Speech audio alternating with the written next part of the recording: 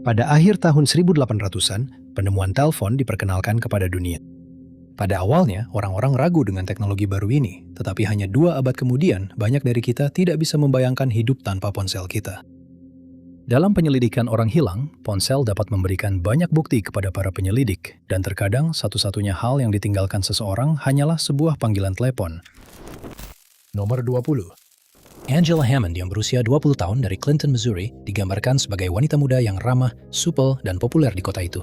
Pada tahun 1991, pacar Angela, Rob Schaefer, berlutut dan melamar dengan pertanyaan yang banyak orang impikan untuk didengar. Mau menikah denganku? Angela tentu saja menjawab ya, dan mereka mulai merencanakan hari pernikahan impian mereka. Angela harus mengatur banyak hal dalam hidupnya. Pada siang hari, Angela bekerja di sebuah bank lokal, dan pada malam hari, dia mengikuti kelas di Central Missouri State University. Tapi ada satu hal lagi yang harus diatur. Tak lama sebelum dia bertunangan, Angela mengetahui bahwa dia sedang hamil. Keluarga Hammond menyambut kabar baik ini, dan pada bulan April tahun itu, mereka mulai mempersiapkan kedatangan bayi tersebut. Pada tanggal 4 Mei 1991, Angela dan Rob menghadiri acara barbecue bersama keluarga Hammond, dan tak lama setelah itu, Rob diantar pulang karena dia harus menjaga adik-adik. Rob memberitahu tunangannya bahwa dia akan bertemu lagi nanti, tanpa mengetahui bahwa ini akan menjadi momen terakhir mereka bersama. Setelah mengantar Rob, Angela menghabiskan malam bersama temannya. Pada pukul 11.15 malam, saat itu dia sendirian, dan dia memutuskan untuk pergi dengan mobil ke telepon umum yang hanya beberapa blok dari rumah Rob. Melalui telepon, Angela memberitahunya bahwa dia terlalu lelah untuk bertemu dan dia ingin pulang untuk mandi. Saat percakapan berlanjut, dia mulai memperhatikan sebuah truk pickup Ford hijau aneh yang berputar-putar di sekitar blok telepon umum itu. Setelah beberapa menit, truk itu berhenti dan seorang pria keluar dari dalamnya. Rob kemudian memberitahu pada detektif bahwa dia terdengar sangat gugup di telepon, memberitahunya dengan tepat apa yang sedang terjadi. Rob juga mendengar tunangannya bertanya kepada pria tak dikenal itu apakah dia perlu menggunakan telepon, tetapi pria itu menolak. Beberapa detik kemudian, percakapan mereka terputus oleh teriakan Angela, dan pria tak dikenal itu berkata kepadanya, "Aku memang tidak perlu menggunakan telepon." Secara langsung, Rob mendengar tunangannya berteriak minta tolong saat terdengar suara perkelahian di sekitarnya.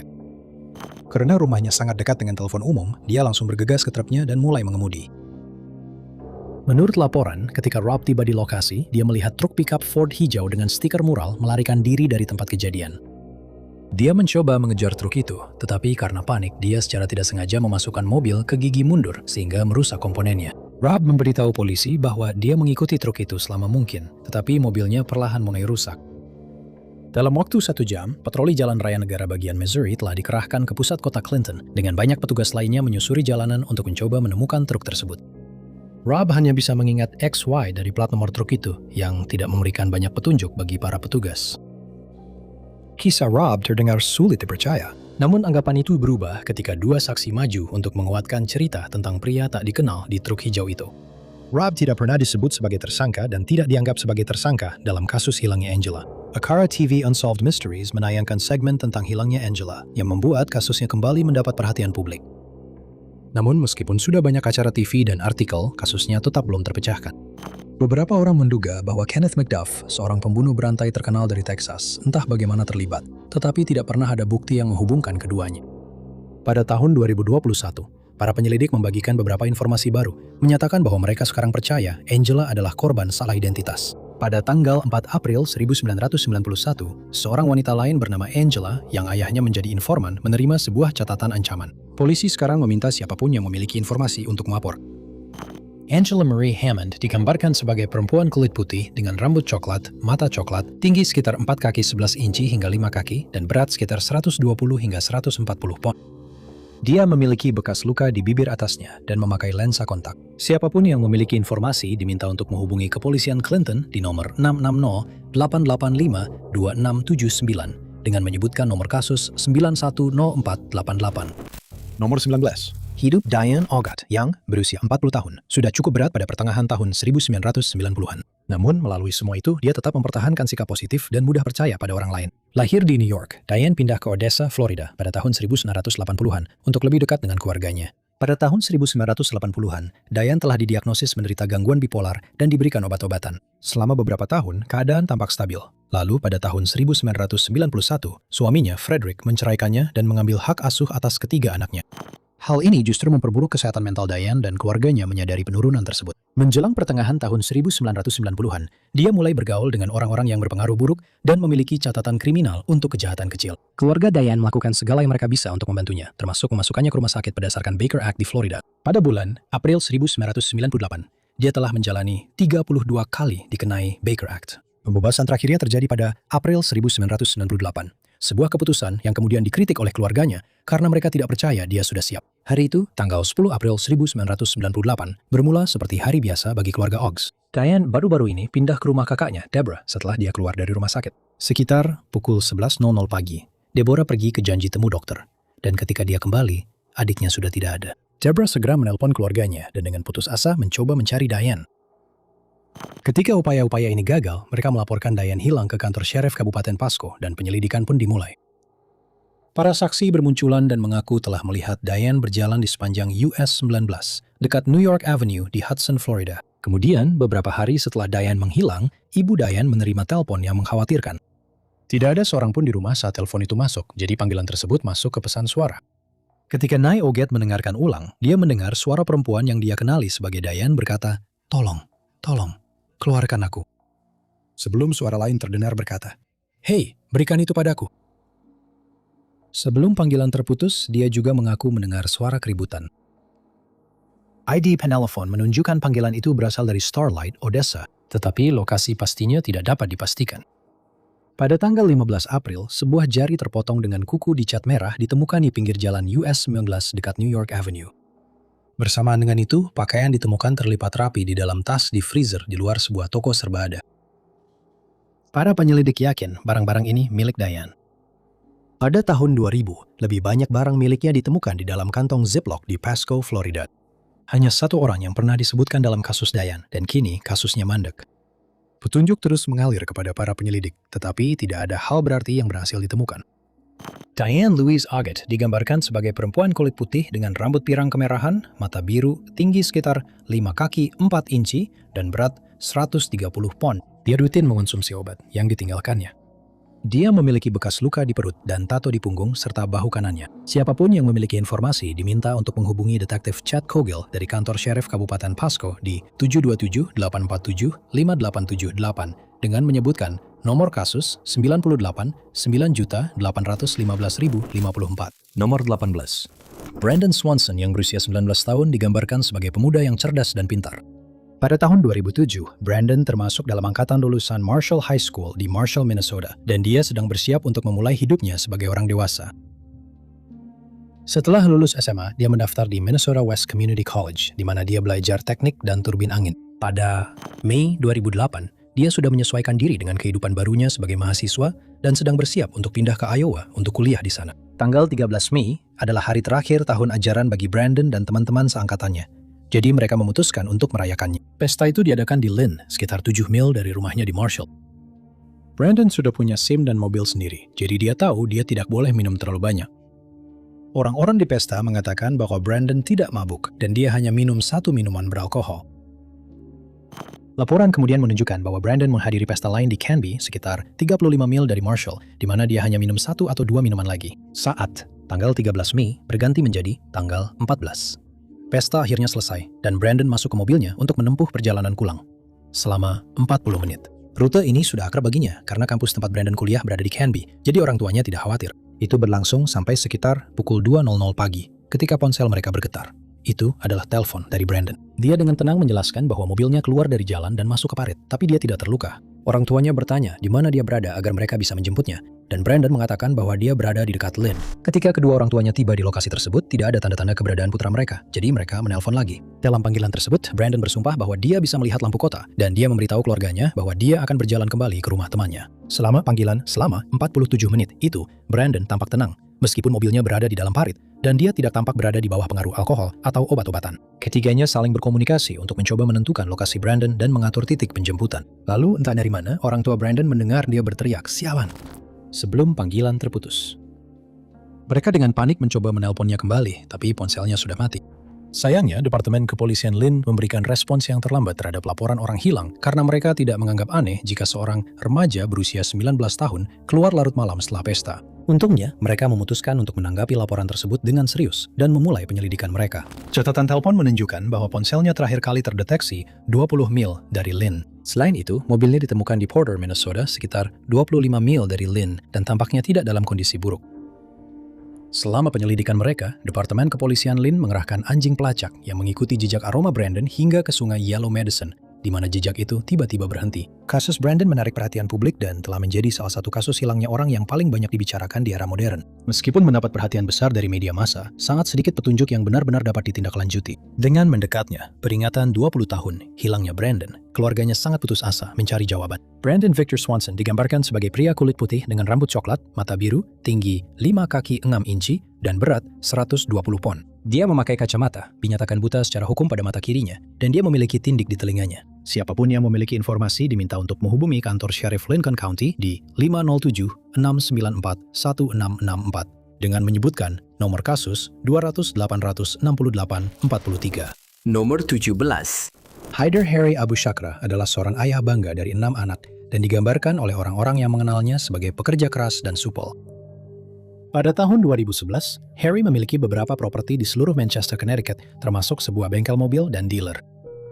Menurut laporan, Harry juga menghadapi dakwaan pidana dari negara bagian yang masih diproses. Tuduhan ini menyatakan bahwa Harry dan ayahnya melakukan penipuan dengan meminjam mobil, menjualnya, dan kemudian tidak memberikan keuntungan apapun kepada para pemberi pinjaman. Negara bagian juga menuduh bahwa keduanya mengirim mobil ke Afrika dan tampaknya terlibat dalam pencucian uang. Pada pertengahan tahun 2011, Harry dibebaskan dengan jaminan sambil menunggu 6 dakwaan federal terhadapnya. Pada saat itu juga dikatakan bahwa ia berutang kepada petugas pajak kota sekitar $23.000 Amerika Serikat dalam bentuk biaya yang berkaitan dengan bisnis dan propertinya. Pada tanggal 7 Desember tahun itu, Harry pergi ke dealer sekaligus bengkel miliknya di Main Street, Manchester untuk menghadapi pemilik garasi dan para montir karena tidak membayar sewa yang menurutnya menjadi haknya. Sekitar pukul 8.20 malam, ia menelpon saudaranya untuk meminta bantuan sambil berkata, "Mereka menakutiku." Pada pukul 8.24 malam, Harry menelpon istrinya dan memberitahunya bahwa ia sedang dalam pertemuan, tetapi akan selesai pada pukul 9 malam, sehingga ia bisa mengajaknya menonton film. Sayangnya, Harry tidak pernah pulang dan ini menjadi panggilan telepon terakhirnya. Ketika hilangnya dilaporkan ke polisi, tempat pertama yang mereka kunjungi adalah dealer dan bengkel. Para montir yang ada di sana diwawancarai, tetapi mereka menyangkal mengetahui apapun tentang hilangnya Harry secara tiba-tiba. Polisi Manchester meminta para montir untuk menjalani tes pendeteksi kebohongan. Namun, kelompok tersebut menolak. Hingga tahun 2026, tidak ada bukti kuat yang mengaitkan mereka dengan kasus tersebut dan mereka dianggap tidak bersalah sampai terbukti sebaliknya. Beberapa laporan menyebutkan bahwa mobil Harry ditemukan dalam keadaan ditinggalkan sehari setelah ia menghilang, meskipun hal ini tidak dapat dibuktikan. Beberapa orang percaya bahwa dia melarikan diri ke Yordania seperti yang sudah dilakukan ayahnya pada saat dia menghilang, tetapi hal itu juga tidak dapat diverifikasi. Menyusul kehilangannya, keluarganya membuat halaman GoFundMe dan Facebook untuk menuntut jawaban. 15 tahun telah berlalu sejak Harry Abu Shakra terakhir kali terlihat. Dia digambarkan sebagai pria kulit putih dengan rambut hitam, mata coklat, tinggi sekitar 5 kaki 7 hingga 5 kaki 9 inci, dan berat sekitar 80 hingga 85 pon. Dia terakhir kali terlihat mengenakan setelan abu-abu, kemeja putih, dasi merah, dan sepatu pantofel hitam. Siapapun yang memiliki informasi diminta untuk menghubungi kepolisian Manchester di 86064550 dengan menyebutkan nomor kasus M201-14046. Nomor 16. Linda Rose Grimm yang berusia 25 tahun adalah gadis yang pendiam dan baik hati yang sedang mencoba menata hidupnya sebagai orang dewasa di kalangan tahun 1980-an. Linda lahir di Paris, California dan dibesarkan oleh ibunya dan mereka berdua memiliki hubungan yang baik. Pada bulan Mei tahun 1986, meskipun beberapa sumber mengatakan tahun 1985, Linda keluar dari rumah dan memberitahu ibunya bahwa dia akan membeli rokok. Beberapa jam berlalu dan ibunya mulai khawatir, tetapi tidak jelas kapan hilangnya Linda benar-benar dilaporkan. Menurut ibunya, dia tetap berkomunikasi dengan putrinya selama lebih dari 18 bulan berikutnya melalui panggilan telepon. Dalam panggilan tersebut, Linda memberitahu ibunya bahwa dia sekarang tinggal di Wichita, Kansas. Dia juga memberitahu ibunya bahwa dia telah memulai hubungan dengan seorang sopir truk bernama Robert Masters. Sumber melaporkan bahwa Linda sudah menikah, tetapi tidak jelas apakah pernikahan itu dengan Robert atau pria lain. Bersama-sama, pasangan itu memulai kehidupan baru mereka di sebuah peternakan dan mereka tampaknya baik-baik saja. Ibu Linda mulai mencatat tentang panggilan-panggilan itu dan menyadari bahwa panggilan tersebut terjadi secara sporadis dan terbatas. Dia menolak memberitahu ibunya lokasi pasti peternakan itu dan mulai terbenar semakin ketakutan seiring berjalannya waktu. Lalu, pada bulan Oktober 1987, panggilan itu benar-benar berhenti. Keluarga Grimm menelpon nomor itu setiap hari, tetapi tidak mendapat jawaban. Pada bulan April 1989, mobil Ford Pinto kuning milik Linda ditemukan ditinggalkan di sebuah supermarket di Huntington Beach, California, sekitar 69 mil dari rumahnya di Paris. Tidak jelas apakah ada petunjuk yang ditemukan di dalam mobil atau apakah mobil tersebut telah diperiksa secara forensik. Setelah panggilan itu berhenti, Ibu Linda mendesak para penyelidik untuk menangani kasus ini. Anehnya, otoritas di Texas tercantum meskipun kasus ini terjadi di California dan Kansas. Ada banyak ketidakkonsistenan dalam pelaporan kasus ini dan sangat sedikit detail sejak awal. Beberapa orang percaya bahwa Linda hanya ingin memulai hidup baru. Namun, ibunya tidak yakin. Linda memiliki bekas luka operasi sesar, tetapi rincian tentang anak-anaknya tidak tercantum. Beberapa dekade telah berlalu, dan meskipun hanya ada sedikit petunjuk, Linda dan keluarganya pantas mendapatkan keadilan. Linda Rose Grimm digambarkan sebagai perempuan kulit putih dengan rambut coklat, mata coklat, berat sekitar 110 pon. Dia memiliki tahi lalat di hidungnya, bekas luka di antara kedua matanya, dan bekas luka operasi sesar. Linda juga mungkin menggunakan nama belakang Masters, Raby, atau Oshesky.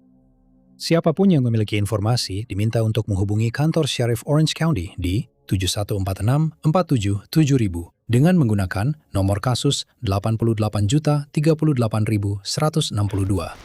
Nomor 15. Pada tahun 2020, Texas memiliki 49.110 kasus orang hilang yang masih terbuka. Sebuah angka yang terus bertambah dalam 6 tahun terakhir sejak dipublikasikan. Mariano Mario Medina Fuentes, yang berusia 36 tahun, adalah salah satu dari 49.000 orang tersebut. Victoria Acosta, saudari Mario, mengatakan kepada media bahwa dia adalah seorang pria penyayang, supel, dan sangat mementingkan keluarga yang selalu memastikan keluarganya terurus dengan baik. 31 Desember 2019, suasana tahun baru terasa di udara. Orang-orang di seluruh kota Escondido mulai berdatangan ke bar dan pesta rumah siap menyambut tahun baru bersama-sama. Pada pukul 19.00, Mario menelpon adiknya dan memastikan bahwa dia akan bertemu dengan adik dan keluarganya di gereja untuk merayakan bersama. Selama panggilan itu, dia juga menyebutkan akan bertemu dengan 1 atau 2 temannya sebelum perayaan, tapi dia meyakinkan adiknya bahwa dia akan datang. Dari situ kita tahu bahwa dia bertemu dengan 2 pria dan masuk ke mobil mereka. Polisi percaya mereka kemungkinan menuju ke Pasadena, sekitar 7 mil dari kota Encinitas, untuk alasan yang tidak diketahui. Pada pukul 8.20 malam, Mario melakukan panggilan terakhirnya kepada pacarnya. Dia ingat Mario berteriak kepadanya lewat telepon, mengatakan bahwa Mario sedang dalam bahaya. Dia berkata, mereka akan menghabisiku. Sebelum sambungan telepon terputus. Pacarnya dan keluarganya terus-menerus menelponnya, tapi dia tidak pernah menjawab. Ketika malam tahun baru telah berlalu dan masih belum ada tanda-tanda Mario, dia dilaporkan hilang, dan Departemen Keamanan Publik Texas pun terlibat dalam kasus ini. Sayangnya, sangat sedikit detail dalam kasus ini, hal yang telah disoroti saudara perempuannya dan ingin ia ubah.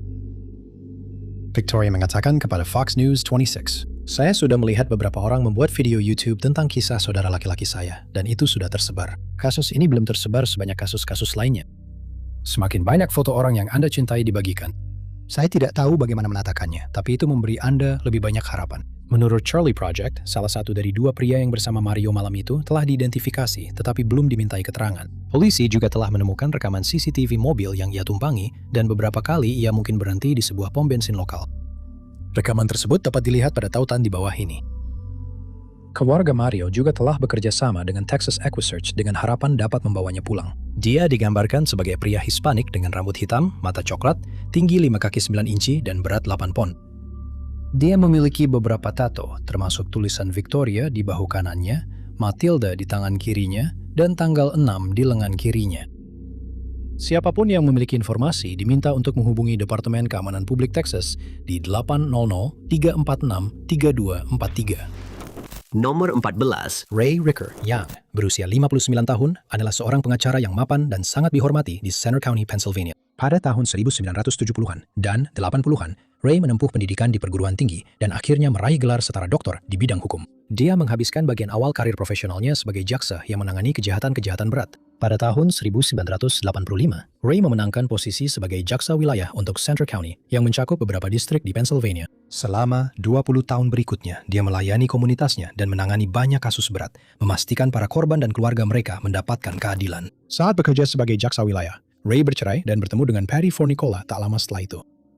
Keduanya menjalin hubungan yang berkembang seiring dengan karir profesionalnya. Pada tahun 2005, Ray telah mengabdi kepada negara bagian itu selama 20 tahun dan memutuskan untuk tidak mencalonkan diri kembali sebagai jaksa wilayah. Pada tanggal 5 April, Ray bangun pagi untuk bekerja dan mencium pacarnya sebelum pergi, meninggalkan rumahnya di Bellefontaine, Pennsylvania. Menurut catatan, dia tiba di kantor jaksa wilayah pagi itu dan memberitahu stafnya bahwa dia akan mengambil cuti setengah hari. Para penyelidik masih belum yakin mengapa dia mengambil cuti setengah hari. Tetapi sekitar pukul 11.00 pagi, Ray meninggalkan kantor dan tidak pernah terlihat lagi. Pada pukul 11.30 pagi, dia menelpon pacarnya, Patty, dan memberitahunya bahwa dia sedang mengemudi ke arah timur laut menuju Lewisburg di Union County, sekitar 60 mil dari rumah. Sekali lagi, tidak jelas apa yang dibicarakan keduanya selama panggilan itu, dan setelah itu, Ray Greger tidak pernah terlihat atau terdengar lagi. Pada malam harinya, pacarnya mulai khawatir dan menghubungi polisi untuk melaporkan bahwa dia hilang. Pencarian awal mereka tidak menunjukkan aktivitas apapun di ponsel atau rekening banknya. Petunjuk berikutnya baru muncul keesokan harinya, tanggal 6 April, ketika mobilnya, sebuah Mini Cooper merah, ditemukan ditinggalkan di tempat parkir di Lewisburg dekat Sungai Susquehanna. Para penyelidik mencatat bahwa mobil tersebut berbau rokok dan bahkan masih ada abu rokok di dalamnya, sebuah detail yang mengejutkan keluarganya. Ray sangat tidak suka rokok, bahkan dia sendiri tidak pernah merokok. Keluarganya juga menyatakan bahwa dia tidak akan pernah membiarkan siapapun merokok di dalam mobilnya karena dia tidak tahan dengan bau asap tembakau yang menempel. Tidak jelas apakah DNA atau sidik jari ditemukan dari mobil tersebut. Kasus ini dengan cepat menarik perhatian media, namun meskipun demikian, kasus ini tetap menjadi kasus dingin. Itu berlangsung hingga 3 bulan kemudian pada Juli 2005, ketika laptop dinasnya dari kantor jaksa wilayah ditemukan di Sungai Susquehanna tersangkut di antara penyangga jembatan. Penyangga itu berjarak beberapa ratus yard dari tempat mobilnya ditemukan, dan di sana terdapat petunjuk aneh lainnya. Hard disk-nya telah dilepas secara manual sebelum laptop itu dibuang ke dalam air. Butuh waktu 3 bulan lagi untuk hard drive itu diangkat dari sungai. Sayangnya, hard drive itu sudah kemasukan air parah dan rusak sehingga tidak ada yang bisa diselamatkan darinya. Menurut Charlie Project, ketika penyelidik menelusuri aktivitas online Ray, dia pernah mencari cara untuk merusak hard drive dan kerusakan akibat air pada komputer notebook. Meskipun kasus ini mendapat banyak perhatian, hanya sedikit petunjuk baru yang terungkap. Banyak yang berspekulasi bahwa Ray menjadi target karena pekerjaannya. Dia bertanggung jawab untuk menuntut beberapa kejahatan paling serius di Center County, dan wajar saja jika polisi berpikir bahwa seseorang mungkin ingin membalas dendam. Namun, hanya sedikit bukti fisik yang mendukung hal ini, dan kasusnya sekarang telah dinyatakan sebagai kasus dingin. Ray Greger digambarkan sebagai pria kulit putih dengan rambut coklat keabu-abuan, mata hijau, tinggi sekitar 6 kaki, dan berat 170 pon. Dia mungkin menggunakan nama belakang Gray atau Lang, dan terakhir terlihat mengenakan jaket fleece biru muda, celana jeans biru, dan sepatu olahraga. Siapapun yang memiliki informasi diminta untuk menghubungi Dana Martini dari Kepolisian Negara Bagian Pennsylvania di 8146 966 158. Nomor 13, Roy Jacob Hagel yang berusia 38 tahun, digambarkan sebagai pria yang baik hati dan ramah yang tinggal di Fargo, Dakota Utara. Kepribadiannya yang ceria dan supel sangat cocok dengan pekerjaannya sebagai salesman keliling, dan dia bekerja dengan baik serta bisa bepergian keliling Amerika Serikat. Saat tidak bekerja, Roy juga sangat menyukai bowling dan sering menghadiri turnamen bowling. Pada Februari 89, dia menghadiri salah satu turnamen seperti itu di Fargo, dan orang-orang yang hadir mengatakan bahwa mereka melihat ada perubahan pada dirinya. Kepribadiannya yang supel dan sikap hangatnya sudah hilang, dan tampaknya dia sedang berjuang menghadapi sesuatu. Turnamen ini akan menjadi terakhir kalinya dia terlihat, tapi bukan terakhir kalinya dia terdengar kabarnya. Setelah meninggalkan turnamen dengan Ford Tempo biru miliknya, Roy melanjutkan perjalanan dan berkeliling ke seluruh negeri. Menurut Charlie Project, para penyelidik masih belum yakin apa yang mendorong perjalanan ini, karena dikatakan bahwa dia tidak sedang bekerja selama perjalanan tersebut. Pada tanggal 8 Maret 1989, Roy terakhir kali berkomunikasi saat menelpon mantan pacarnya. Selama panggilan tersebut, dia mengaku berada di Kingman, Arizona, tetapi berencana untuk kembali ke Bismarck, Dakota Utara, yang berjarak lebih dari 200 mil dari rumahnya di Fargo. Mantan pacarnya juga mengklaim bahwa Roy memberitahunya bahwa dia telah berada di 9 negara bagian yang berbeda selama 9 hari, dan dia hanya memiliki $200. Tak lama setelah panggilan ini, Roy dilaporkan hilang dan pencarian pun dimulai. 2 hari kemudian, pada tanggal 10 Maret, mobilnya ditemukan ditinggalkan di jalan sepi dekat Monument Death Valley di California, lebih dari 228 mil dari Kingman, Arizona. Di dekat mobil, polisi menemukan jejak kaki yang membentang sejauh 6 mil sebelum berhenti dan menghilang. Anehnya, ayah Roy juga pernah menghilang pada tahun 1970, namun kemudian muncul kembali setelah memulai hidup baru. Para penyelidik berharap bahwa ini juga yang terjadi pada Roy, meskipun kemungkinan adanya tindakan kriminal tidak bisa sepenuhnya dikesampingkan. Roy Hagel digambarkan sebagai pria kulit putih dengan rambut coklat dan mata coklat, tinggi 6 kaki, dan berat sekitar 170 hingga 185 pon. Dia memiliki bekas luka berbentuk cincin di pelipis kirinya dan mungkin berkumis atau berjanggut. Siapapun yang memiliki informasi diminta untuk menghubungi Kepolisian Bismarck di 701-223-1212 dengan menyebutkan Nomor kasus 893.642. Nomor 12, Stephen Adams Young, berusia 26 tahun. Meskipun beberapa sumber menyebutkan Stephen atau Stephen dengan PH, digambarkan sebagai pria muda yang cerdas dan peduli, yang menyukai memancing, berburu, dan bola basket. Pada tahun 2004, dia sedang bersiap untuk menyelesaikan gelarnya di Universitas Negeri Northeastern di Tahlequah, Oklahoma, dan mempersiapkan diri untuk kehidupan setelah lulus. Bertahun-tahun kemudian, Stephen telah menikah. Namun, hubungan itu tidak bertahan lama, dan sekarang dia sedang berjuang dalam perebutan hak asuh dengan mantan istrinya. Beberapa tuduhan diarahkan kepadanya, tetapi semuanya selalu ditolak. Perselisihan itu dimulai pada tahun 2002, dan pada bulan Desember 2004, negara bagian Oklahoma mengadakan sidang di pengadilan Muskogee untuk menyelesaikan masalah tersebut, sekali dan untuk selamanya. Pada tanggal 13 Desember tahun itu, Stephen meninggalkan kampus universitas setelah menyelesaikan ujian akhirnya. Sekitar pukul 11.00 pagi, dia menelpon pacarnya untuk membicarakan ujian tersebut. Selama panggilan itu, dia memberitahu pacarnya bahwa dia akan memberi tumpangan kepada seorang pria yang tidak disebutkan namanya ke Keys, Oklahoma. Rencananya setelah itu adalah pergi ke rumah ibunya di Webbers Falls dan kemudian bekerja di Muskogee. Pacarnya mengatakan bahwa dia dalam suasana hati yang baik dan tidak ada yang tampak salah. 30 menit kemudian, salah satu teman Stephen mencoba menelponnya, tetapi menyadari bahwa panggilannya langsung diteruskan ke pesan suara setelah satu kali dering. Stephen tidak pernah tiba di rumah ibunya maupun di tempat kerja. Keesokan harinya, dia dilaporkan hilang oleh pacarnya dan penyelidikan pun dimulai. Polisi tertarik dengan laporan temannya tentang ponsel Stephen yang terputus setelah satu kali dering. Temannya memberitahu mereka bahwa dia telah berulang kali menelpon antara pukul 11.30 dan 12 siang, tetapi hasilnya selalu sama setiap kali. Mereka kemudian memutuskan untuk menelusuri langkah-langkah terakhirnya dan menemukan beberapa petunjuk. Beberapa saat sebelum pukul 12 siang, Stephen terlihat di sebuah toko serba ada di Cookson, Oklahoma, sekitar 18 mil dari kampus universitasnya. Para saksi mengingat melihatnya membeli minuman soda dan berdiri di luar toko selama beberapa menit, memperhatikan bahwa dia tampak gelisah, tetapi tidak ada yang mendekatinya. Saat mencari Stephen, mereka juga menemukan petunjuk lain. Pada hari Stephen menghilang, seorang pria tak dikenal yang digambarkan sebagai pria kulit putih, tinggi sekitar 5 kaki 11 inci, berambut coklat, dan berusia antara 40 hingga 50 tahun, terlihat mondar-mandir di luar sebuah toko serba ada yang dekat dengan apartemen Stephen. Menurut laporan, pria itu mengendarai truk pickup dan terus berada di sana seolah-olah sedang menunggu seseorang. Pada pukul 11.00 pagi, pria tak dikenal ini meninggalkan tempat parkir dekat apartemen dan pergi dengan mobilnya. Ini penting karena ini adalah sekitar waktu ketika Stephen terakhir kali melakukan kontak. Polisi belum menetapkan orang ini sebagai tersangka, namun mereka sangat ingin berbicara dengannya. Meskipun polisi telah menghabiskan banyak jam kerja dalam penyelidikan ini, sangat sedikit petunjuk yang layak ditindaklanjuti. Mobilnya tidak pernah ditemukan dan tidak jelas kemana dia mungkin pergi. Beberapa minggu setelah dia menghilang, keluarganya menerima panggilan telepon bernada ancaman. Penelope, yang hingga kini tidak diketahui identitasnya, mengatakan kepada keluarga bahwa mereka akan mengalami kekerasan fisik jika tidak menghentikan penyelidikan dan menghentikan pencarian mereka sendiri. Ayah Stephen, Carl Adams, memberikan wawancara pada peringatan 20 tahun hilangnya putranya dan berkata, dia satu-satunya dari sekian banyak orang yang kuliah. Dia sangat menyukainya. Jika seseorang bersedia angkat bicara soal informasi itu dan cukup berani untuk melakukannya, mereka akan seperti pahlawan super bagiku. Aku akan terus memperjuangkannya. Ini adalah bebanku yang harus kutanggung. Dia adalah putraku. Aku mencintainya. Aku tidak akan meninggalkannya sekarang.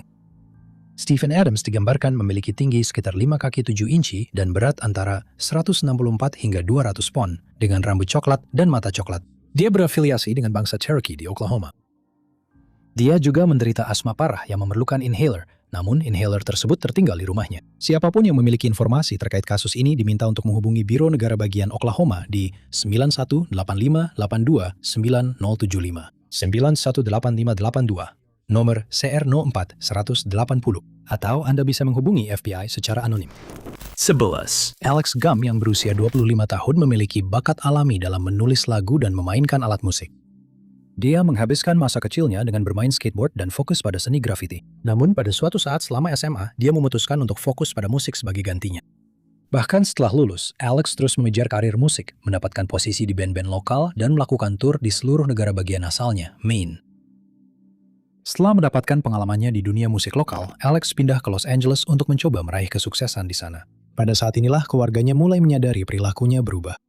Dia menjadi tidak stabil dan berbicara tentang dirinya sebagai keturunan Lemuria. Benua yang konon tenggelam ini mungkin pernah menjadi rumah bagi makhluk luar angkasa yang kemudian membentuk ras manusia, setidaknya menurut legenda. Pada tahun 2015, keyakinannya telah tumbuh begitu kuat sehingga dia memutuskan untuk pergi ke India selama 6 minggu untuk mencari kekuatan yang lebih tinggi dan tujuan hidupnya. Orang tuanya menambahkan bahwa dia menjadi seorang vegan yang ketat dan menikmati pencarian spiritualnya di India. Pada tahun 2017, dia kembali tinggal bersama orang tuanya di Maine, dan perilakunya mulai berubah semakin drastis. Sekarang, Alex telah menjalani kaul diam secara ketat dan menghabiskan seluruh waktunya untuk bermeditasi. Teman-teman yang dulu sangat ia kagumi dan sering tur bersamanya, kini mulai ia jauhi, dan dia mulai menarik diri serta mengisolasi dirinya sendiri. Pada tanggal 22 Februari 2018, dia mematahkan kaul diamnya yang dijalani dengan ketat dan meminta orang tuanya untuk mengantarnya ke bandara. Dia memberitahu mereka bahwa dia akan pindah ke Kauai, Hawaii untuk mencari pencerahan lebih lanjut. Pada tanggal 22 Februari, Alex naik pesawat dan mendarat di Hawaii beberapa jam kemudian. Para saksi mata mengingat pernah melihatnya di sebuah rumah tamu pantai antara tanggal 22 dan 23. Selama 2 hari itu, dia melakukan beberapa panggilan ke perusahaan taksi lokal, meskipun tidak ada catatan yang menunjukkan bahwa dia pernah dijemput. Pada tanggal 24 Februari, Alex melakukan panggilan dari hotel, meskipun tidak diketahui kepada siapa dia menelpon. Sore itu, dia check out dari kamarnya dan tidak pernah terlihat lagi atau memberi kabar lagi. Ketika orang tuanya gagal menghubungi putra mereka melaporkannya sebagai orang hilang. Penyelidikannya singkat. Polisi tahu dia berada di hotel antara tanggal 22 dan 24 sebelum menghilang. Tidak ada aktivitas di ponselnya dan $8.000 di rekening banknya tetap tidak tersentuh. Dia tidak memberitahu kemana dia akan pergi dan tidak diketahui apakah dia bersama orang lain. Orang tuanya berspekulasi bahwa dia mungkin telah bertemu dengan berbagai kelompok agama atau spiritual di daerah tersebut untuk mencari pencerahan yang sangat ia dambakan. Penyelidik menemukan laptopnya dan pencarian riwayat penelusurannya memberi mereka beberapa petunjuk lagi. Tak lama sebelum dia menghilang, dia mencari peralatan berkemah dan tumbuhan yang bisa dimakan di pulau itu. Selain itu, penampakan dirinya yang belum terverifikasi di sebuah perkemahan di pantai Salt Pond muncul pada bulan Maret dan April 2018. Laporan tidak terverifikasi lainnya muncul pada awal 2019, ketika seorang wanita melihat seorang pria yang sesuai dengan ciri-ciri Alex sedang berbelanja perlengkapan berkemah di Kauai. Semua laporan ini tetap belum terverifikasi. Namun, laporan-laporan tersebut memperkuat teori keluarga bahwa dia hidup terpencil dan tidak ingin dihubungi. Alex McLaren Gum digambarkan sebagai pria kulit putih dengan rambut coklat, mata hazel, tinggi sekitar 6 kaki, dan berat antara 160 hingga 180 pon. Dia memiliki tato besar bergambar pohon kehidupan di lengan bawah kirinya dan tato mata biru di tangan kanannya.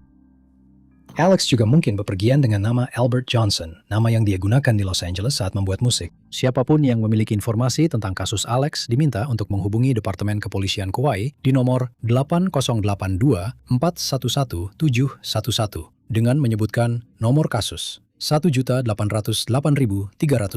Nomor 10. Namanya masih sangat terkenal hingga hari ini. Di toko-toko paling mewah tertera pada parfum kelas atas, perhiasan mewah, dan pakaian mewah adalah nama Coco Chanel. Perancang busana paling terkenal di dunia yang warisannya tampak tak lekang oleh waktu. Usahanya dimulai pada usia 20 tahun ketika dia membuka toko pertamanya pada tahun 1910 yang menjual topi. Tak lama kemudian dia mulai membuat pakaian. Dan keberhasilan awalnya datang lewat sebuah gaun yang dia buat dari sweater lama. Tak butuh waktu lama sebelum banyak orang yang melihatnya menyukai pakaian itu dan mulai bertanya kepadanya dari mana dia mendapatkannya. Chanel kemudian menawarkan untuk membuatkan mereka satu. Dia menawarkan parfum pertamanya pada tahun 1920-an. Lalu setelan Chanel, dan setelah itu gaun hitam kecil. Perancang terkenal ini tidak hanya fokus membuat pakaian yang memperindah tubuh, tetapi juga busana yang nyaman dipakai oleh wanita. Dia menjadi tokoh sentral di dunia sastra dan seni Paris. Chanel merancang kostum untuk beberapa pertunjukan teater dan balet besar. Dia juga menganggap seniman Pablo Picasso sebagai teman dekat di lingkaran dalamnya. Usaha besarnya di industri mode membentuk sebuah kerajaan mewah bernilai miliaran dolar dan memiliki sejarah yang terkait dengan perubahan peran perempuan. Usaha-usaha inilah yang memulai sebuah revolusi mode. Inilah kehidupan Coco Chanel, seorang desainer mode, pembela hak perempuan, revolusioner, dan juga mata-mata.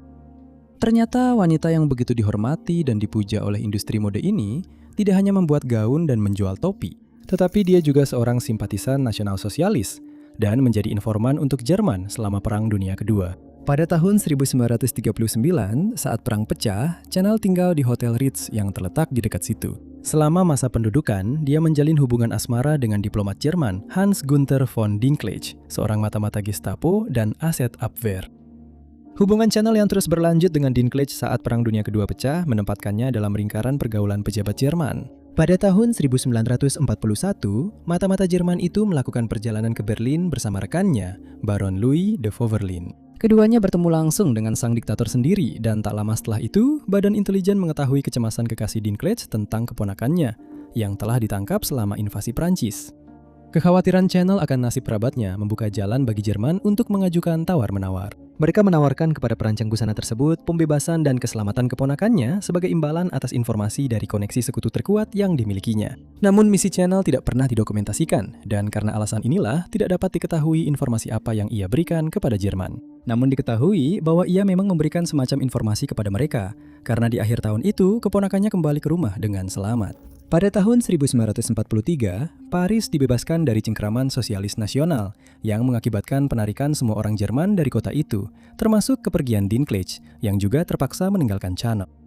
Tahun berikutnya, pemerintah Prancis mulai menindak tegas mereka yang membantu para penjajah selama masa pendudukan. Dan dalam daftar tersebut terdapat nama yang diduga sebagai pengkhianat, Coco Chanel. Dia ditangkap dan menjalani beberapa jam interogasi, sebuah interogasi yang tidak pernah dipublikasikan. Kurangnya bukti kuat membuat dia dibebaskan, meskipun para sejarawan berpendapat bahwa pembebasannya mungkin diatur oleh orang dekatnya, Winston Churchill, yang melanggar undang-undang trading with the enemy miliknya sendiri. Ada teori bahwa Channel tahu Churchill telah melanggar undang-undang tersebut dengan membayar Jerman untuk melindungi properti Duke of Windsor di kota itu. Saat dia masih menjadi Pangeran Wales, dia dan Channel adalah sepasang kekasih. Setelah itu, Channel kembali ke kebiasaannya yang lama, hidup mewah, menciptakan pakaian untuk orang-orang kaya dan terkenal. Dan dia meninggal pada tahun 1971, tanpa pernah ditanyai tentang hubungannya dengan seorang mata-mata maupun kolaborasinya dengan Abwehr. Dan informasi yang dia berikan yang membantu seorang diktator. Nomor 9 menempati posisi ketiga dalam 3 besar seniman paling berpengaruh dalam sejarah. Di belakang Leonardo da Vinci dan Michelangelo adalah pelukis ekspatriat asal Spanyol, pembuat keramik, dan pematung, Pablo Picasso. Dia dianggap sebagai salah satu seniman terbesar abad ke-20 yang menciptakan gaya seni yang sangat berpengaruh, kubisme. Gaya seni visual ini ditandai oleh permukaan datar 2 dimensi pada bidang gambar, menolak perspektif, dan pemodelan. Selama 80 dari 91 tahun hidupnya, Picasso mendedikasikan dirinya untuk ekspresi seni, memberikan kontribusi besar pada seni modern. Dia secara tahayul percaya bahwa karyanya akan membuatnya tetap hidup. Picasso terkenal karena terus-menerus menciptakan ulang dirinya. Dia sering berpindah gaya secara begitu radikal sehingga seluruh koleksi karyanya tampak seperti hasil karya 6 seniman berbeda, bukan hanya satu orang. Dia menyukai variasi, menegaskan bahwa jika seninya tidak bervariasi seperti itu, dia tidak akan mencapai efek yang diinginkannya. Selama karir seninya, Picasso dikatakan telah menghasilkan lebih dari 1.000 karya seni. Para sejarawan telah membagi karyanya ke dalam periode-periode berbeda yang menandai fase-fase berbeda dalam hidupnya. Periode-periode ini meliputi periode biru, di mana warna biru menjadi warna dominan dalam karyanya, periode mawar yang didominasi penggunaan warna merah muda, merah, dan krem. Kehidupan Picasso berakhir pada tahun 1973, tetapi dominasinya di dunia seni tidak berakhir. Bahkan hingga hari ini, karya-karyanya mendominasi pasar seni dunia, dan ia memegang rekor dunia Guinness sebagai seniman paling produktif dalam sejarah. Namun di balik penggunaan warna yang berani, penciptaan gaya dan citra seniman yang tersiksa, terdapat sisi pribadi yang tidak disadari oleh kebanyakan orang. Satu-satunya orang yang menyadarinya hanyalah para korbannya dan rekan-rekan terdekatnya. Kesuksesan dan warisan sang seniman tampaknya telah tercoreng oleh rasa tidak hormatnya yang jelas terhadap berbagai perempuan dalam hidupnya. Bahkan, sangat sedikit orang yang dekat dengannya memiliki sesuatu yang baik untuk dikatakan tentang karakternya. Cucunya sendiri bahkan menulis sebuah novel tentang betapa buruknya dia. Konon, Picasso adalah seorang narsisis dan playboy yang tidak hanya tidak baik hati, tetapi juga dikatakan sangat kejam terhadap perempuan, khususnya terhadap para musnya. Dia juga sering meninggalkan para musnya demi model yang lebih muda. Salah satunya mengaku bahwa dia pernah mengurungnya di sebuah rumah agar tidak bisa bekerja dengan seniman lain. Dia juga dikenal sering berselingkuh dan tidak mampu menjaga hubungan dengan teman-temannya. Picasso, menurut para sejarawan, bertanggung jawab atas banyak patah hati dan kehancuran. Nomor 8. Tony Hayward lahir di Slough, Inggris sebagai anak sulung dari 7 bersaudara. Dia kemudian meraih gelar di bidang geologi dari Universitas Aston, gelar PhD di bidang geologi di Universitas Edinburgh, dan gelar kehormatan dari Aston, Edinburgh, serta Universitas Birmingham. Pada tahun 1982, saat berusia 25 tahun, Tony bergabung dengan BP sebagai ahli geologi pengeboran. Tidak butuh waktu lama baginya untuk naik pangkat, dan pada tahun 1997, dia menjadi Direktur BP Exploration, raksasa energi global yang bertanggung jawab untuk menemukan, mengembangkan, dan mengekstraksi minyak serta gas alam. 3 tahun setelah diangkat menjadi direktur, Tony akan memperoleh posisi wakil presiden grup BP, Amoco Eksplorasi dan Produksi. Dan setahun kemudian, dia menjadi bendahara grup. yang bertanggung jawab untuk mengawasi operasi perbendaharaan global, merger, dan akuisisi. Pada tahun 2007, dia diangkat sebagai direktur utama. Saat menjabat di posisi ini, fokus Tony adalah memastikan operasi berjalan dengan aman dan andal.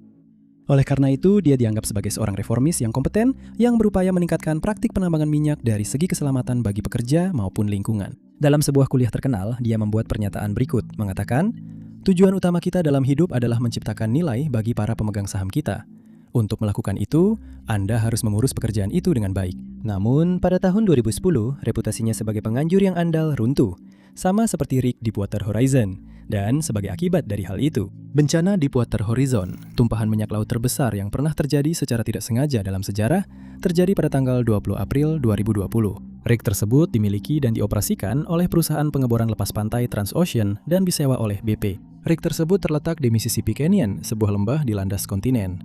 Sumur minyak tersebut berada di dasar laut pada kedalaman 4.993 kaki di bawah permukaan. Pada malam terjadinya bencana, gelombang gas alam meledak menembus inti beton. Inti beton itu dipasang oleh Halliburton untuk menutup sumur tersebut. Namun, inti campuran beton itu terlalu lemah untuk menahan tekanan yang meningkat. Kemungkinan besar karena penambahan nitrogen untuk mempercepat proses pengerasan. Ledakan tersebut menyebabkan tumpahan minyak besar di Teluk Meksiko dengan 60.000 barel minyak bocor setiap harinya. Saat bencana berlangsung dan prosedur penanggulangan dimulai, langkah pertama BP adalah mengunjungi Transocean, menawarkan bantuan dan belasungkawa. Langkah kedua datang dari Tony Hayward yang memberikan penjelasan singkat di mana ia secara langsung meremehkan volume dan besarnya tumpahan minyak tersebut. Dia menggambarkannya sebagai sesuatu yang tidak signifikan dibandingkan dengan volume air di Teluk Meksiko. Perusahaan bersikeras bahwa hanya sekitar 1.000 barel per hari yang menumpuk di lautan, menyebabkan kehidupan laut tercekik dan berdampak pada lingkungan. Tentu saja tidak benar. Penyelidikan oleh pejabat pemerintah mengonfirmasi bahwa kebocoran tersebut telah mencapai puncaknya di angka 60.000 barel, bahkan mungkin lebih. Namun ini bukan satu-satunya pernyataan ceroboh yang dibuat oleh eksekutif tersebut. Sepanjang bencana tersebut, dia membuat pernyataan yang semakin buruk, termasuk satu pernyataan di mana dia menyuruh seorang juru kamera untuk pergi dari sana saat sedang memotret bencana dari pantai Louisiana. Dia juga mengatakan kepada seorang reporter, kutip, "Tidak ada yang lebih ingin masalah ini selesai selain saya. Saya ingin hidup saya kembali." Pernyataan itu dianggap egois dan menambah kritik yang dihadapi Tony. Dia juga membuat komentar seperti, "Apa yang telah saya lakukan sampai pantas menerima ini? Dan saya orang Inggris, saya bisa menghadapinya." Dia juga terus menyangkal fakta-fakta nyata yang disampaikan oleh para ilmuwan yang menyelidiki tumpahan tersebut. 3 ahli telah menemukan awan minyak bawah laut yang melayang di teluk, sebuah penilaian yang secara terang-terangan dibantah dan didiskreditkan oleh Tony. Pernyataan-pernyataannya yang kontroversial memuncak pada komentar dari Presiden Amerika Serikat Barack Obama yang mengatakan bahwa Tony tidak akan bekerja untuknya jika dia membuat pernyataan-pernyataan seperti itu. Nomor 7, yang menjabat sebagai Presiden Amerika Serikat ke-28 adalah Thomas Woodrow Wilson, seorang cendekiawan dan negarawan Amerika yang dikenal atas pencapaian legislatifnya yang ambisius berketurunan Skotlandia. Ayah Wilson adalah seorang pendeta Presbyterian dan kakeknya dari pihak ibu juga menjabat di posisi yang sama. Wajar saja gereja memainkan peran besar dalam pembesarannya. Ayahnya juga pernah bertugas dalam Perang Saudara bersama tentara Konfederasi. Perang ini sangat memengaruhi Wilson yang menyaksikan langsung kehancuran dan akibat pahitnya. Dia secara pribadi tidak menyukai kekerasan dan konflik bersenjata. Ironisnya, Wilson kemudian menjadi presiden di masa perang, namun justru karena rasa tidak sukanya terhadap konflik, posisi ini menjadi sangat cocok untuknya. Selama masa kepresidenannya, Wilson membentuk Liga Bangsa-Bangsa, organisasi antar pemerintah pertama yang didirikan untuk menjaga perdamaian dunia. Organisasi ini didirikan pada tahun 1920 di Konferensi Perdamaian Paris, yang membantu mengakhiri Perang Dunia Pertama. Wilson juga dianugerahi Hadiah Nobel Perdamaian. Namun bertentangan dengan citra dirinya sebagai pencinta perdamaian, Wilson jelas menunjukkan penghinaan terhadap orang Afrika Amerika. Awalnya, dia dinominasikan sebagai calon dari Partai Demokrat. Dia menarik perhatian banyak pemimpin Afrika Amerika yang tertarik dengan platform kebebasan barunya. Namun mereka kecewa ketika mengetahui bahwa pemerintahannya menerapkan segregasi di kantor-kantor federal. Ketika Wilson memenangkan kursi kepresidenan pada tahun 1912, Washington DC menjadi rumah bagi komunitas Afrika Amerika kelas menengah yang terus berkembang, yang merupakan sepertiga dari populasi kota tersebut. Meskipun ada kemajuan terkait kesetaraan, masih ada segregasi dan rasisme yang mencoreng ibu kota negara. Lingkungan, sekolah, dan institusi terbagi berdasarkan ras, tetapi pemerintah federal mempertahankan tenaga kerja yang terintegrasi. Dengan 10% pegawai federal adalah orang Afrika Amerika pada saat Wilson mulai menjabat. Namun, pemerintahannya menandai titik balik. Selama masa kepresidenannya, segregasi rasial diterapkan di lembaga-lembaga federal. Bukan hanya segregasi federal memisahkan ras, tetapi juga membatasi peluang untuk kemajuan profesional, termasuk akses ke posisi yang diinginkan, bahkan ketika mereka memiliki kualifikasi. Menurut seorang sejarawan, Wilson berusaha memundurkan kemajuan warga Afrika Amerika selama masa jabatannya. Nomor 6. Hans Asperger adalah seorang dokter asal Austria yang dikenal karena studi awalnya tentang neurologi atipikal. Sindrom Asperger dinamai dari namanya, dan studi ekstensifnya terutama berfokus pada anak-anak. Dia menulis 300 publikasi mengenai gangguan psikologis yang membuatnya terkenal secara internasional setelah wafat. Sepanjang hidupnya, Asperger memiliki perpustakaan pribadi dengan lebih dari 10.000 buku.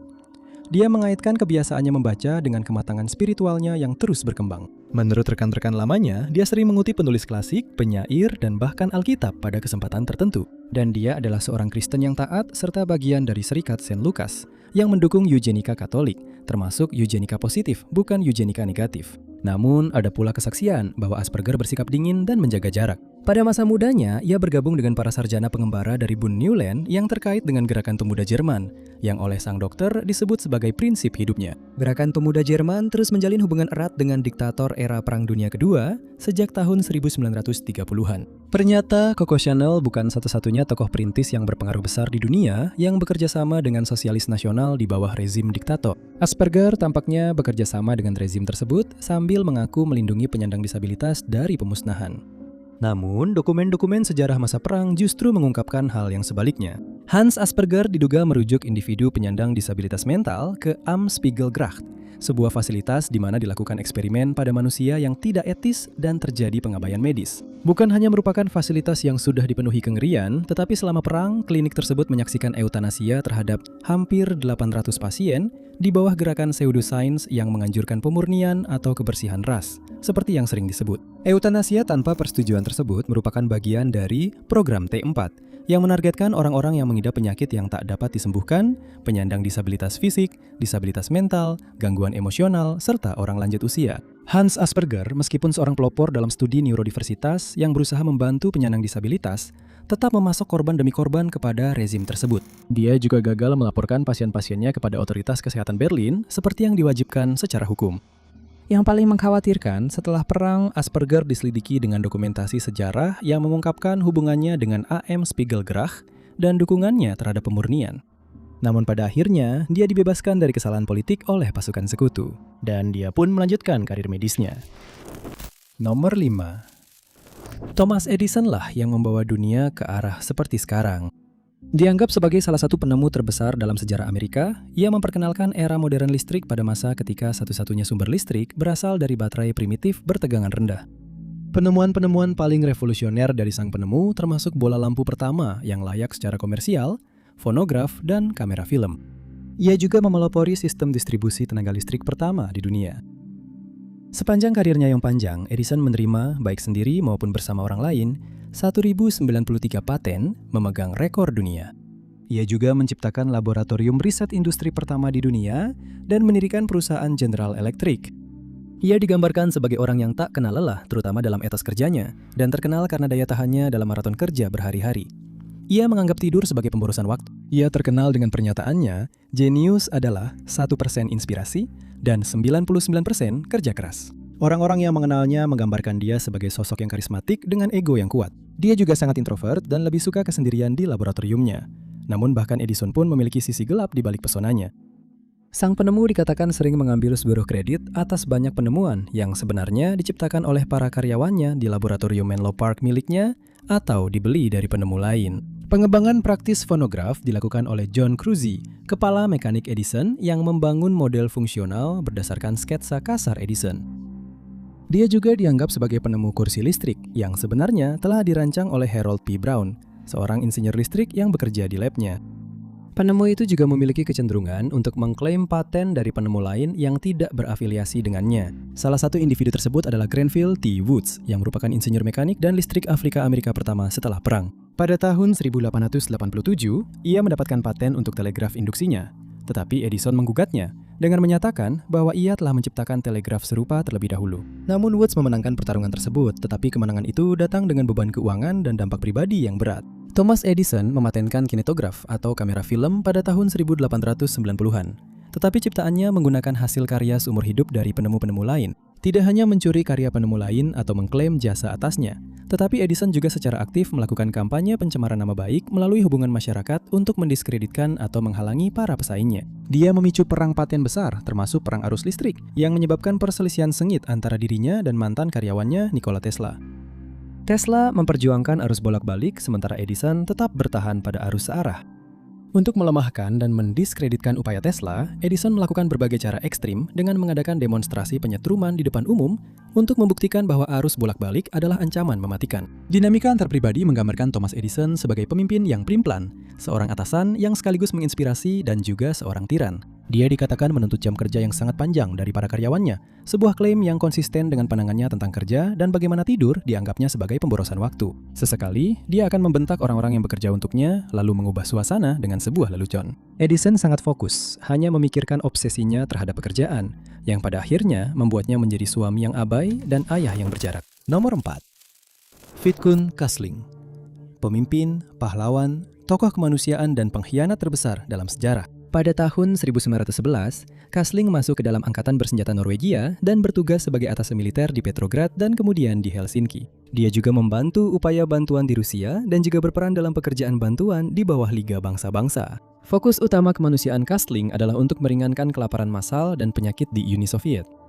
Pada tahun 1922, sebagai kepala misi bantuan kelaparan Nansen di Ukraina, dia bertanggung jawab untuk mendirikan markas, mengamankan makanan, dan menyediakan pasokan medis kepada warga sipil. Di bawah Liga Bangsa-Bangsa, dia memperjuangkan upaya bantuan di Bulgaria dan Armenia, serta ditugaskan untuk membantu para pengungsi yang kelaparan dan mereka yang terlantar.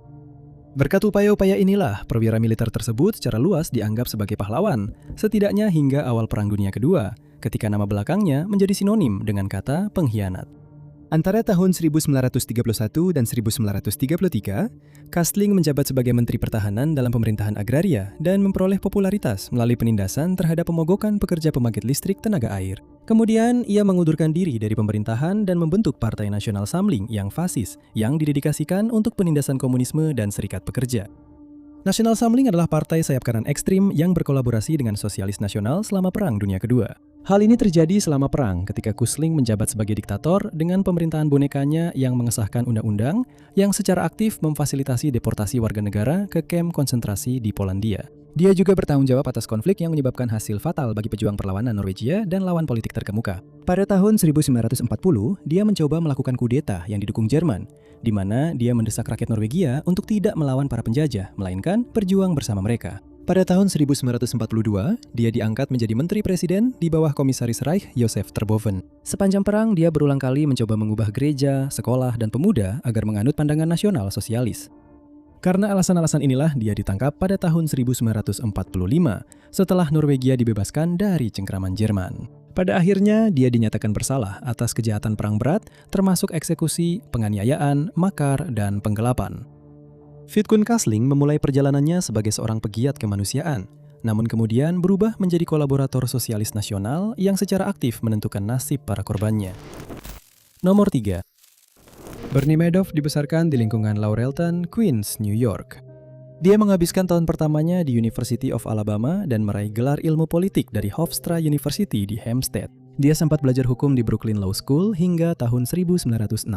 Pada tahun itu, dengan menggunakan tabungan sebesar $5.000 yang ia dapatkan dari memasang sistem penyiram dan bekerja sebagai penjaga pantai, Bernard L. Madoff mendirikan perusahaan investasinya sendiri. Bernard L. Madoff Investment Securities bersama istrinya Ruth yang bekerja di Wall Street dan memiliki gelar di bidang psikologi. Perusahaan milik Madoff menawarkan imbal hasil yang konsisten dan memiliki basis klien yang mencakup tokoh-tokoh terkenal seperti Steven Spielberg, John Malkovich, Kevin Bacon, dan Kyra Sedgwick. Spesialisasi Madoff adalah saham penny, yaitu saham berharga rendah yang diperdagangkan di pasar over the counter. Itu adalah pendahulu dari bursa Nasdaq, yaitu National Association of Securities Dealers Automated Quotation Stock Market, di mana dia menjabat sebagai manajer dan ketua.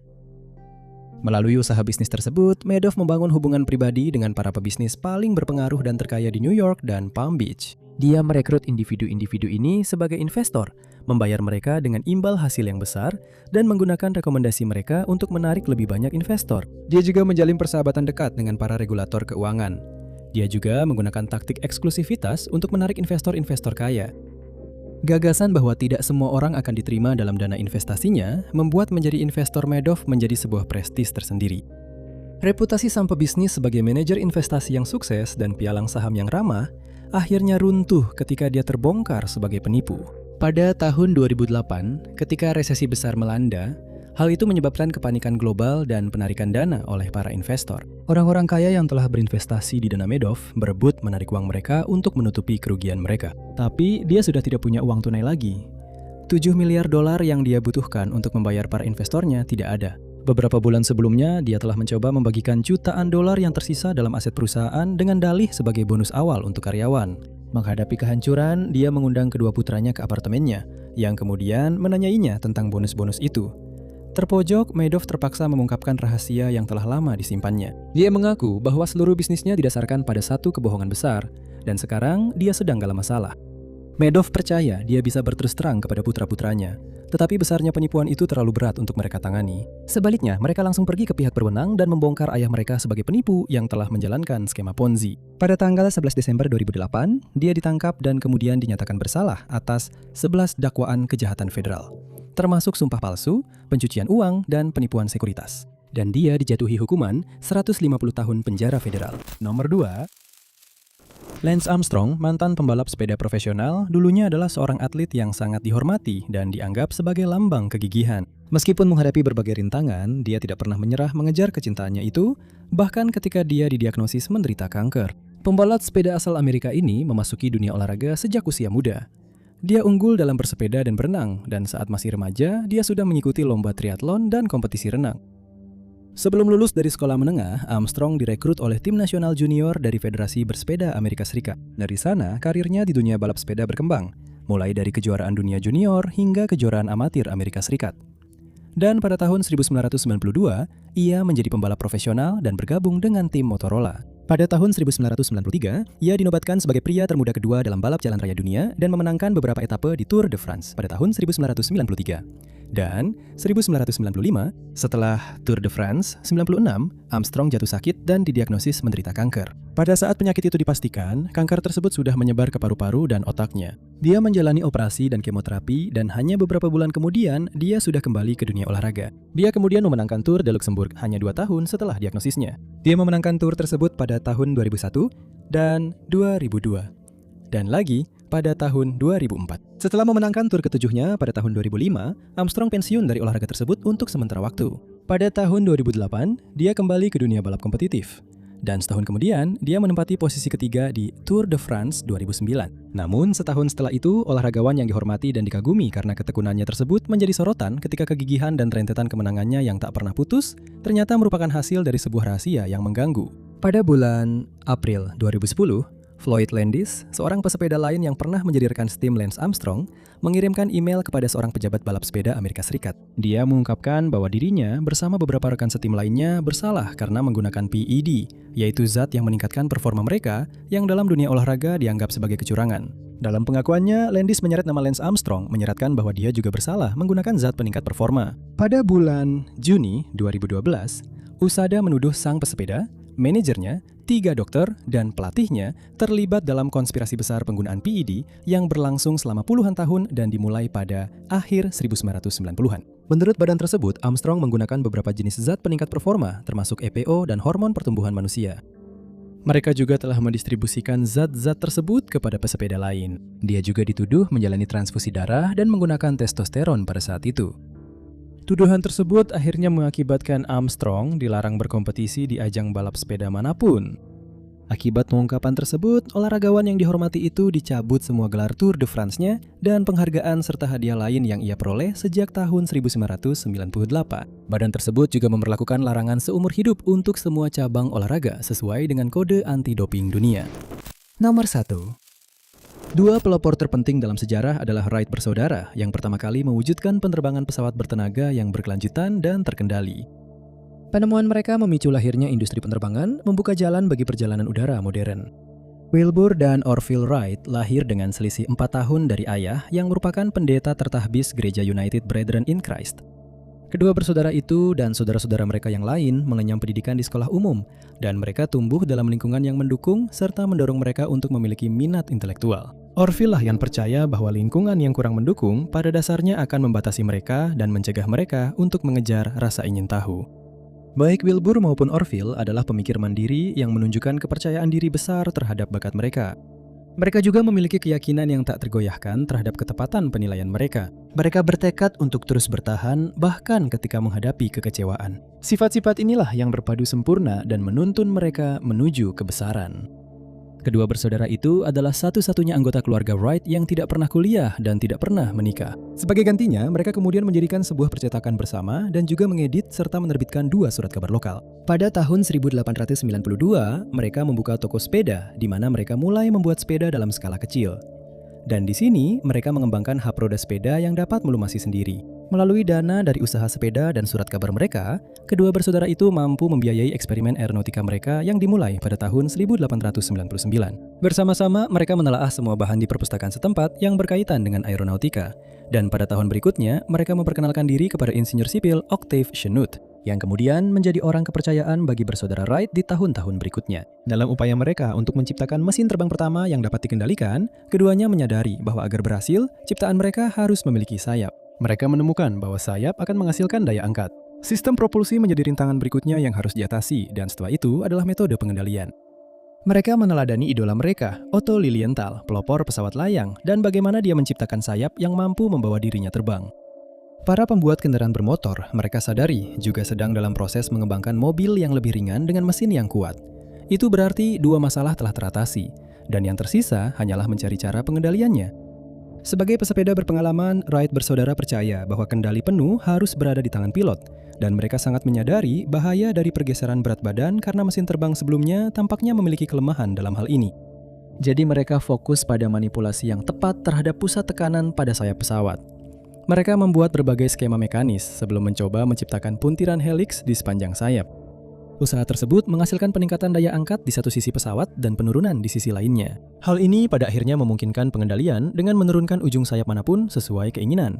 Dan akhirnya terciptalah pesawat bertenaga pertama yang dapat terbang terus-menerus dan dikendalikan, awal dari penerbangan modern. Kedua bersaudara itu telah menemukan solusinya dan mendapat pujian atas usaha mereka. Keberhasilan awal mereka menjadi batu loncatan untuk menyempurnakan proyek mereka dan membuka jalan bagi perjalanan udara. Namun, bahkan sepasang penemu ini pun memiliki sisi gelap. Menurut catatan sejarah, Wright bersaudara secara aktif menghalangi siapapun untuk melakukan penerbangan atau menyempurnakan konsep awal mereka dan mengembangkannya. Mereka berpendapat bahwa karya mereka harus dilindungi dan dipatenkan, sehingga mencegah siapapun menggunakan konsep mereka. Sikap agresif mereka sangat menghambat perkembangan awal industri penerbangan. Kedua bersaudara itu tidak bisa maju sendiri. Ada penemu dan ahli lain yang bisa membantu mereka dan mengembangkan ide tersebut. Tetapi Wright bersaudara memilih untuk memonopoli desain mereka dan memulai perang paten. Pada tahun 1906, mereka menerima paten untuk metode pengendalian penerbangan mereka dan kemudian mendirikan perusahaan Wright. Perusahaan tersebut berusaha untuk mengamankan monopoli dalam pembuatan pesawat, tetapi upaya ini gagal. Sebagai gantinya, mereka menyesuaikan strategi hukum mereka dan mulai menuntut setiap penerbang dan perusahaan asing maupun domestik dalam upaya untuk mengumpulkan biaya lisensi. Ini termasuk pelopor penerbangan Glenn Curtiss. Pada tahun 1910, mereka memenangkan gugatan melawan Curtiss dan semua perkara hukum berikutnya. Ini termasuk 9 gugatan yang diajukan oleh Wright bersaudara dan 3 yang diajukan terhadap mereka. Bahkan setelah Wilbur meninggal dan Orville pensiun, perang paten tetap berlanjut dengan produsen lain yang mengajukan gugatan mereka sendiri. Perang tersebut memicu krisis yang tak berkesudahan bagi industri penerbangan, yang menyebabkan perkembangan industri di Amerika Serikat terhenti. Perang paten itu baru terselesaikan pada tahun 1917 ketika pemerintah Amerika Serikat turun tangan dan membentuk sebuah patent pool yang memungkinkan industri untuk berinovasi secara bebas dan berbagi teknologi mereka dengan biaya kecil. Terima kasih banyak sudah menonton. Kalau kalian suka video ini, jangan lupa tekan tombol suka. Juga jangan lupa untuk berlangganan dan klik lonceng notifikasi supaya selalu mengikuti semua unggahan kami selanjutnya. Nama saya Ty Notes dan sampai jumpa di video berikutnya.